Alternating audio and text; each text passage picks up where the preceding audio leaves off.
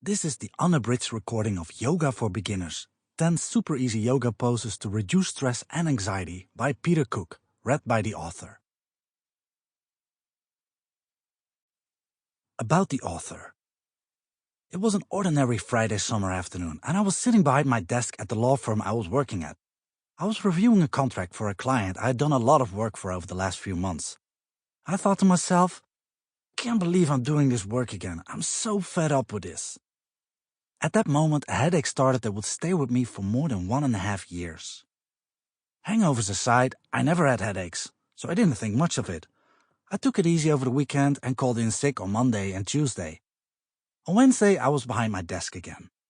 My boss was getting a bit worried. He was going on a holiday on Thursday, and I had volunteered to supervise his files in his absence. So I did. Hey, this headache would go away soon, right? And it wasn't like I was having migraine attacks knocking me out on the floor. It felt more like a continuous pressure surrounding the back and side of my head. By living on paracetamol and ibuprofen, I managed to get by during those 3 weeks. However, every evening I was completely exhausted, and I felt the same way on weekends. Clearly I wasn't healthy.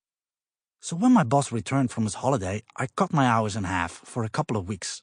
This had no material effect. It was only then that I realized this wasn't just a regular headache. This was serious. To get healthy again, I had to stop working altogether. And so began a long period in search of recovery. At first I thought, perhaps it is a tumor or cancer. Luckily, the results of the hospital scans were negative. So what was it then? I quickly realized that Western medicine had no real answer, and the only thing the doctors could offer me were painkillers. But that was just treating the symptoms, not the root. I started going to the gym every day, doing intense workouts. Although the endorphins made me feel good afterwards, it didn't reduce my headaches. Interestingly, a psychologist even told me, "You are doing the exact same thing with sports as you were doing with work. What you need to learn is to take things slowly." So instead of going crazy in the gym, I started taking 2-hour daily walks.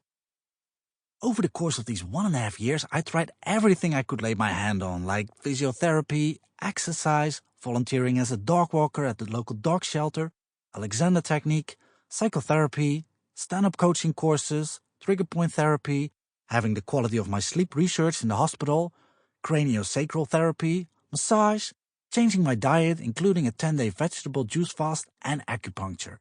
I even set aside the preconceptions I had about yoga, like yoga is not masculine, I'm not flexible, and I don't feel comfortable being in a class full of energy-talking, incense-burning hippies while real men are lifting weights on the other side of the glass window in the same gym. Truth be told, yoga didn't do much for me at the time. I just went to a class a few times and was struggling a lot with the poses. I never got to the point where I could really focus my attention inwards, which I now know is the beauty of yoga. Nevertheless, it was my first introduction to yoga, and it was enough to plant a seed for a much deeper practice later on in life. After 3.5 months, I went back to work again. Starting with 4 hours per week, the idea was to gradually build up the hours over the course of a couple of months. However, when I found that I wasn't even able to work more than 12 hours a week, I realized it was no good. What can you really accomplish in this time frame? And even in those 12 hours, I wasn't getting any serious work done. So I was back to square one and stopped working again. Depression was kicking in.